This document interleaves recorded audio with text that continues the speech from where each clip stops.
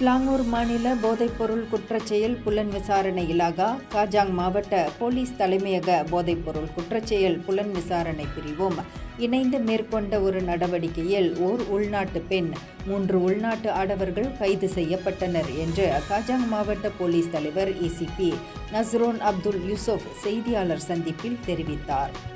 இதன் வழி கிள்ளான் பள்ளத்தாக்கில் போதைப்பொருள் விநியோகத்தில் ஈடுபட்டிருந்த ஒரு கும்பலை போலீஸ் வெற்றிகரமாக முறியடித்துள்ளது என்று அவர் சொன்னார்.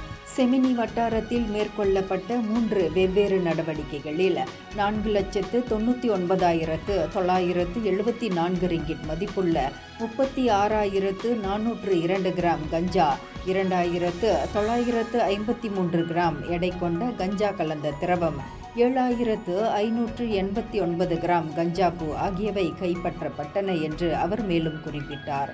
சந்தேக பேர்வழிகள் அனைவரும் 4 முதல் 6 நாட்கள் வரை தடுத்து வைக்கப்பட்டுள்ளனர் என்று நஸ்ரோன் கூறினார். இந்தியர்களின் இதய குரல் மக்களோசை.